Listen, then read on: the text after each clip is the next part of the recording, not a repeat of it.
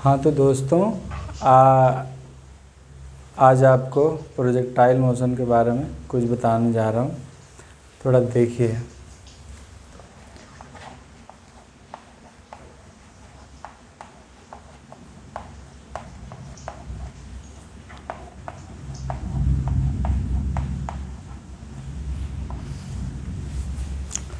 सबसे पहले हम ये जानेंगे कि प्रोजेक्टाइल मोशन होता क्या है।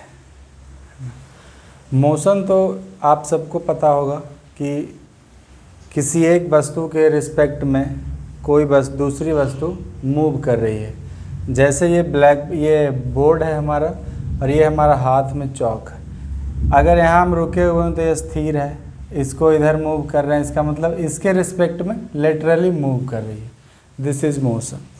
अब मोशन के कई टाइप हैं, उनमें से एक है प्रोजेक्टाइल मोशन।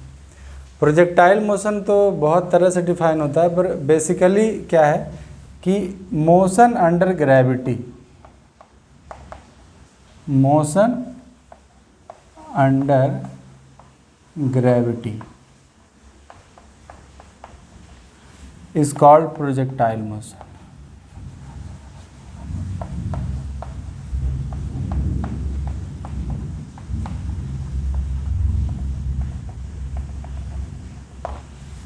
मतलब अगर हम अर्थ के ऊपर, जहाँ तक हमारा ग्रेविटी फील्ड है, ग्रेविटेशनल फील्ड, जहाँ पे हमारा acceleration due to gravity work कर रहा है, उस रीजन में अगर कोई पार्टिकल फ्री मोशन कर रहा है विदाउट एनी एक्सटर्नल एक्सेलरेशन, तो विदाउट एनी एक्सटर्नल एक्सेलरेशन और फोर्स यू कैन से, तो उस मोशन को हम क्या बोलेंगे? Projectile motion. जैसे ये हमारा अर्थ है, ठीक है, ये है हमारे अर्थ। अर्थ मतलब पृथ्वी, जिस पे हम लोग सभी रहते हैं। अगर कोई बच्चा, इस तरह का बालक, एक बॉल को थ्रो करता है ऊपर आकाश की ओर, तो ये बॉल जब हाथ से जिस टाइम छूट जाएगा, यानी हवा में जब ये आ जाएगा, तो इस टाइम इसके ऊपर कोई फोर्स काम नहीं करेगा एक्सेप्ट अर्थ के। अर्थ का जो अपने साइड से जो खिंचाव है, एक जिसको हम ग्रेविटी फोर्स बोलते हैं, जिसका एक्सेलरेशन का वैल्यू g होता है, स्मॉल g, जिसका वैल्यू 10 मीटर प्रति सेकेंड स्क्वायर जनरली लिया जाता है, पर एक्चुअल वैल्यू होता है 9.81 मीटर प्रति सेकेंड स्क्वायर। पर न्यूमेरिकल प्रॉब्लम में आप इसी को ही यूज़ करेंगे, वैसे क्वेश्चन में लिखा हुआ रहता है। तो हम ये बातें समझ गए कि प्रोजेक्टाइल मोशन क्या होता है। अब हम इसका डेरिवेशन देखेंगे।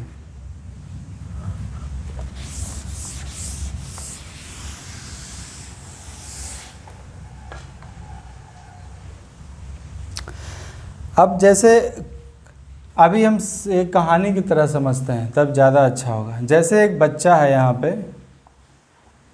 एक बालक है जिसके हाथ में एक बॉल है, ठीक है। ये ग्राउंड पे खड़ा है इस प्रकार से, यहाँ से ये बॉल इधर फेंकता है, ठीक है। तो अर्थ से कुछ एंगल पे फेंक रहा है ये, ठीक है, थीटा एंगल जिसे हम मान लेते हैं। तो अगर हमारा ये मोशन एक डायरेक्शन में हो, मतलब किसी स्ट्रेट लाइन पे चल रहा हो, तो उसे तो बोलते हैं लीनियर मोशन। लेकिन अगर हमारा कोई मोशन है जो बॉल है, इधर जाते जाते फिर इधर मुड़ गया, फिर इधर मुड़ गया, ऐसे हो गया, तो ये क्या एक प्लेन में मोशन हो रहा है, मतलब दूसरे डायरेक्शन में भी मूव हो रहा है। तो उसी प्रकार से जो हमारा प्रोजेक्टाइल मोशन होगा, ये गेंद को फेंकता है तो इस तरीके से मूव होता है बॉल। हाँ, तो ये क्या है, इस तरह भी मूव हो रहा है, हाइट में भी मूव हो रहा है किसी पॉइंट पे। इस पॉइंट पे सपोज करिए, तो बॉल का क्या पोजीशन, एक्स एक्सिस यहाँ, वाई एक्सिस यहाँ, है ना, इसका एक्स वाई कोऑर्डिनेट होगा। तो ये समझ आया कि प्रोजेक्टाइल मोशन 2D मोशन है, 2 डायमेंशनल, और एक प्लेन में मोशन हो रहा है। तो यहाँ पे हम इस 2 डायमेंशनल को 1 डायमेंशनल बनाएंगे, दोनों साइड से, एक्स एक्सिस की तरफ भी और वाई एक्सिस की तरफ भी।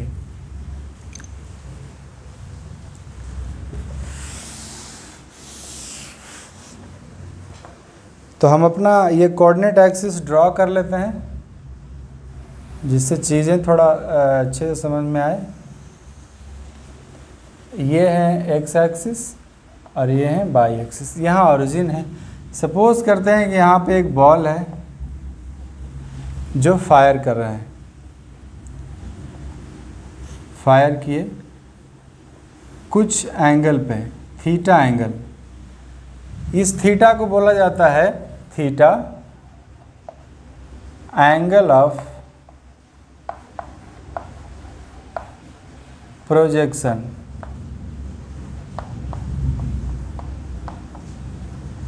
मतलब ये बस नाम है, इसको आप और भी कुछ भी बोल सकते हैं, बट समझने के लिए जो हमारा क्षैतिज है, मतलब हॉरिजेंटल से कितना एंगल पे हम फायर कर रहे हैं।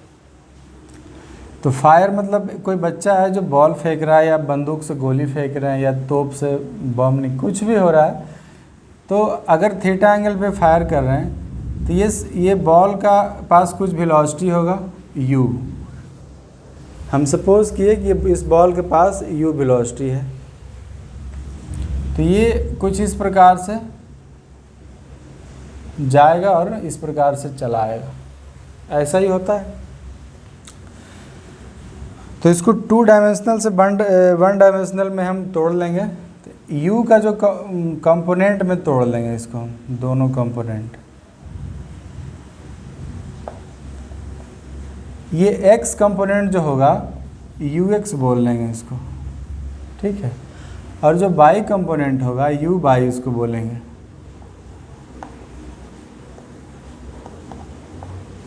अब ux कितना होगा, u का वेक्टर आप लोग पढ़े हुए हैं, तो u का थीटा के साथ वाले के साथ कितना होता है, u cos थीटा, और ये u sin थीटा, करेक्ट। अब दूसरी चीज़, x जब इसको फायर किया और ये फिर फ्री फॉल हो गया, मतलब सिर्फ ग्रेविटी में मोशन कर रहा है, तो उस समय एक्सेलरेशन कितना हुआ है इसके पास, x डायरेक्शन में acceleration 0। This is most important thing. अब इसमें एक्सेलरेशन बाई डायरेक्शन में कितना हुआ, तो जैसा कि आप समझ रहे हैं कि जो g है ये तो डाउनवर्ड हमेशा लग रहा है, क्योंकि नीचे अर्थ है, तो हर जगह पे लगेगा। तो डाउनवर्ड है इसलिए माइनस और g, ये हमारा हुआ एक्सेलरेशन ड्यू टू ग्रेविटी। अब आप देख रहे हैं कि x डायरेक्शन में और y डायरेक्शन में हमने वेलोसिटी एंड एक्सेलरेशन निकाल लिया। और आपके पास, आप 10th क्लास में जो पढ़े हैं, लीनियर मोशन में 3 इक्वेशन काम आते हैं मोशन के। वो कौन कौन से हैं, लिख देते हैं हम पहले। v is equal to u plus a t, दूसरा s is equal to u t plus half a t square, तीसरा v square is equal to u square plus 2as। ये 3 लीनियर इक्वेशन का मोशन है, linear motion का equation है, और इन्हीं तीनों से हम काम करेंगे आगे। आप इसको नोट कर सकते हैं।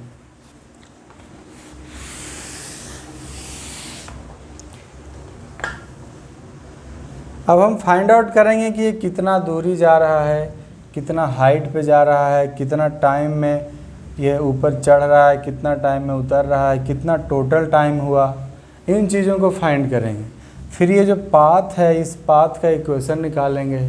फिर इस पे बहुत सारे न्यूमेरिकल्स देखेंगे, जो मतलब ज़रूरी है चीज़ों को समझने के लिए। तो यहाँ हम कर लेते हैं। आई होप कि आपको दिख रहा होगा। Applying equation of motion in x direction. x direction में पहले अप्लाई करते हैं। तो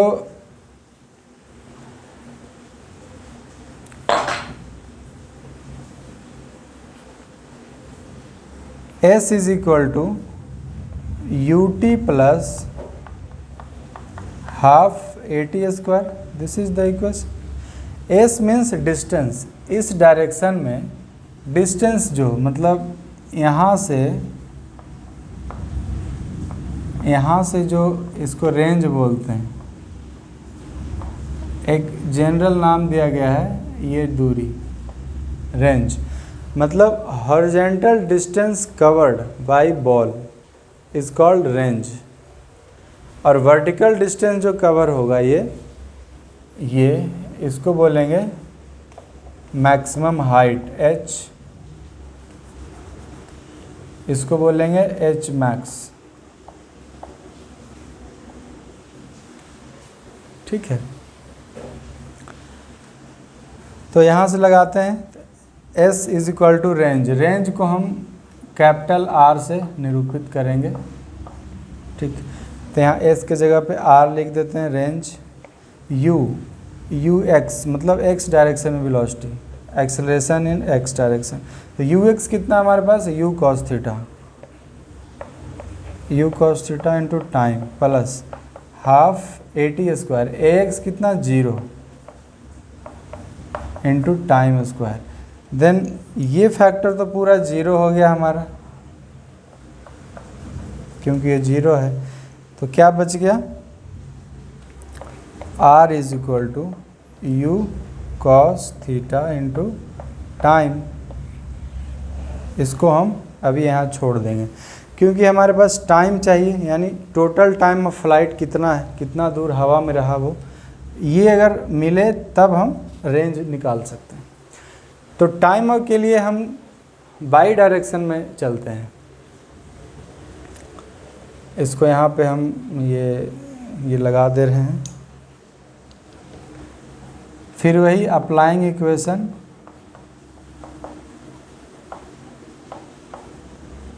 of motion in by direction. ठीक है, देन हम यही इक्वेशन ऑफ मोशन लगाते हैं, s is equal to u t plus half a t square, कोई दिक्कत नहीं है। देन s कितना है, ऊपर जाके अगर नीचे आ जाता है तो total displacement covered by ball कितना हो जाएगा 0, तो 0 u is equal to u sine theta, y direction में u sine theta into time plus half acceleration minus g into t square. ठीक है, अब देखिए यहाँ से t कॉमन आ रहा है ना, सब करके कितना आ रहा है, u sine theta is equal to half g t, यानी टाइम इज इक्वल टू कितना आ गया 2u sine theta divided by g. ये हमारे पास टाइम ऑफ फ्लाइट आ गया, इसको हम बोलते हैं इक्वेशन 2 और इसको बोलते हैं इक्वेशन 1। अब इक्वेशन 1 में इक्वेशन 2 का वैल्यू पुट कर देते हैं, तो देखिए हमारे पास आ गया range is equal to u cos theta into time of flight, तो t is equal to 2u sine theta divided by g. अब ये हो जाता है u इंटू यू स्क्वायर हो गया, 2 sine theta into cos theta, ये ट्रिगोनोमेट्री में आप पढ़े होंगे, 2 sine theta into cos theta is equal to होता है sine 2 theta divided by g. This is our expression. तो इसको हम यहाँ पे लिख लेते हैं ठीक से, रेंज यानी रेंज जो है हॉरिजॉन्टल हमारा r, वो कितना हो गया u square sine 2 theta upon g, और वहाँ से आ गया time of flight, time of flight t, ये कितना आ गया 2u sine theta upon g. ये दो चीज़ हमने निकाल लिया कि हॉरिजॉन्टल कितना दूर जाएगा और कितना दूर हवा में ये बॉडी बॉल रहने वाला है। अब इसको हम मिटा लेते हैं।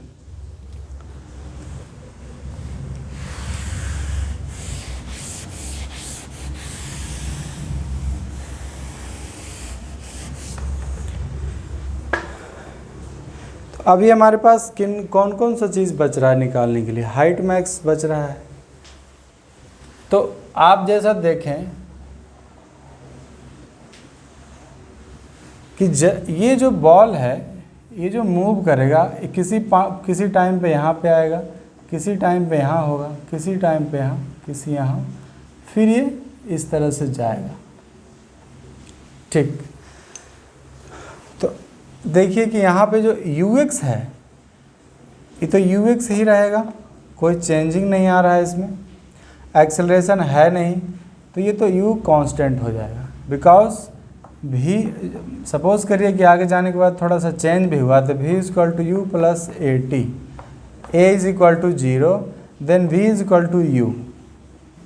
तो ये ux हमेशा ux रहेगा हर पॉइंट पे, ux ux ux ux यहाँ भी रहेगा।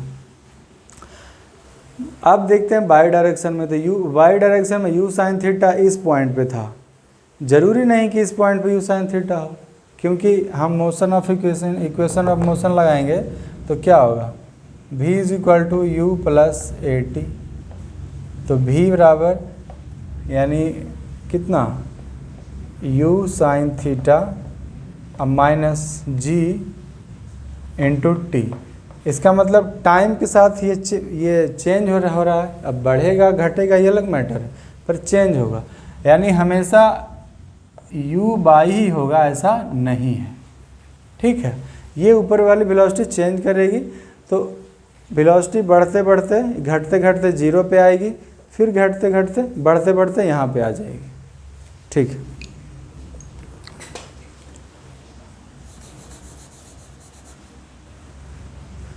तो यहाँ सिर्फ माइनस ये जी काम करेगा, एक्सेलरेशन हर जगह पे एक्सेलरेशन। तो आप सोचिए कि एक पॉइंट जब होगा यहाँ पे सिर्फ ux होगा u cos थीटा, ठीक, और नीचे की ओर जो काम कर रहा होगा वो ग्रेविटेशनल एक्सेलरेशन। इसके अलावा इस पॉइंट पे इसके पास कुछ नहीं होगा, यानी जो v बाई डायरेक्शन में जो है u बाई v बाई इसको लिखते हैं, ये 0 होगा। ये इम्पोर्टेंट है समझना। तब इक्वेशन ऑफ मोशन लगाते हैं बाई डायरेक्शन में, applying equation of motion in by direction. देखिए हमारे पास सिर्फ 3 इक्वेशन है जिससे हम किधर भी लगा सकते हैं। 3 इक्वेशन 2 डायरेक्शन। अब उन्हीं तीनों इक्वेशन को हेर फेर करके लगाइए, आप डिफरेंट रिजल्ट मिल जाएगा। तो v is equal to u plus a t, ये इक्वेशन है पहला। तो v बाई डायरेक्शन में तो बाई को लिख देते हैं, तो v बाई उस समय क्या हो जाएगा, 0। अभी समझें, u बाई कितना था initial velocity, u sine theta, अब plus acceleration minus g into T. तो इसको इधर कर लें तो टाइम इज इक्वल टू क्या आ गया, u sine theta divided by g. ये टाइम आ गया जितना टाइम में यहाँ से बॉडी यहाँ तक पहुँचा, यानी जब वेलोसिटी इसका 0 हुआ, यानी ये हाइट यहाँ से हम पता कर सकते हैं। तो इसको बोलते हैं टाइम ऑफ एसेंट। क्या बोलते हैं, टाइम ऑफ एसेंट,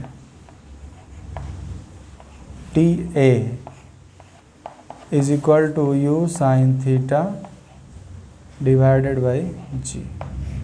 इसको आप लोग याद रखेंगे।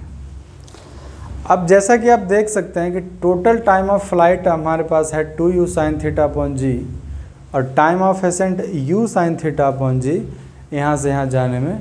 तो रिमेनिंग टाइम जो बच गया वो उतरने में टाइम लगा, तो टोटल में से चढ़ने वाला टाइम घटा लेंगे तो क्या बच जाएगा, time of descent.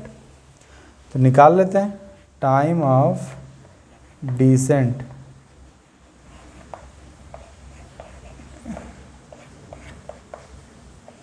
Two u sine theta upon g minus u sine theta upon g, ये हो गया, इज इक्वल टू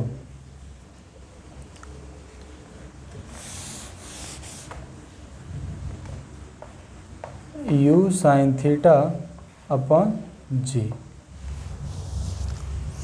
आप देख पा रहे हैं कि time of ascent is equal to time of descent हो गया। मतलब कि अगर कोई बॉल को हम फेंकते हैं ऊपर की ओर, तो जितना देर में ये सबसे ऊपर पोजीशन पे जाता है उतना ही देर में ये फिर से हॉरिजॉन्टल उसी पोजीशन में आ जाएगा ये बॉल। मतलब सेम इक्वल टाइम लगने वाला है।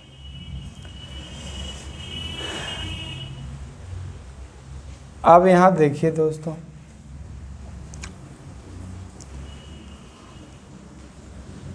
अब हम एच मैक्स की बात करते हैं, तो इसमें लगा लेते हैं equation v square equal to u square y direction में, तो v y square u y square plus 2as a y into S.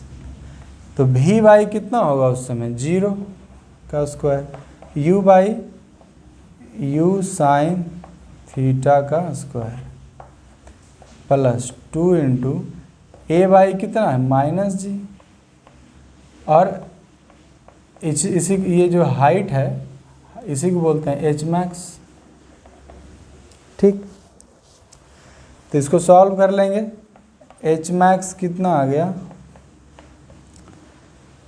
ये इस तरफ चला गया तो you square sine square theta upon 2g, ये आपके पास आ गया। अब जैसा कि आप देख पा रहे हैं आपके पास रेंज की फार्मूले मिल गए, टोटल टाइम ऑफ फ्लाइट के फार्मूले मिल गए, time of ascent, time of descent, total height कितना जा रहा है ये पता चल गया। अब क्या बचा, अब तो सब कुछ मिल गया। तो इसको एक जगह समराइज कर लेते हैं।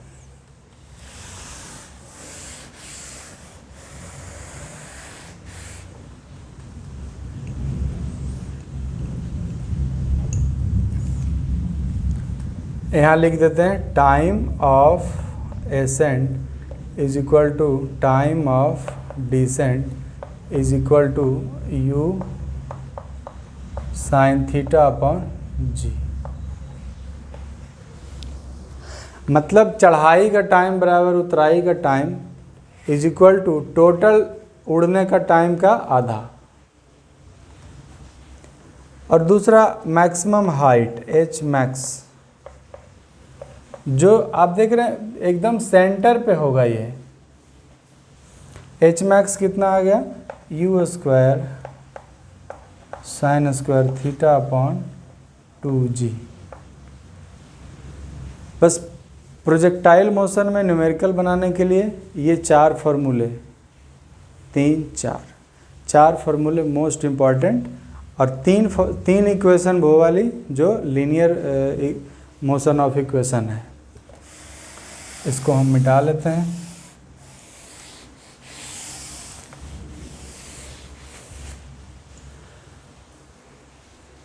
तो आज हमने देखा प्रोजेक्टाइल मोशन क्या होता है। सबसे पहले कि मोशन अंडर ग्रेविटी, अगर ग्रेविटी के अंदर मोशन हो रहा है तो उसे प्रोजेक्टाइल मोशन बोलते हैं।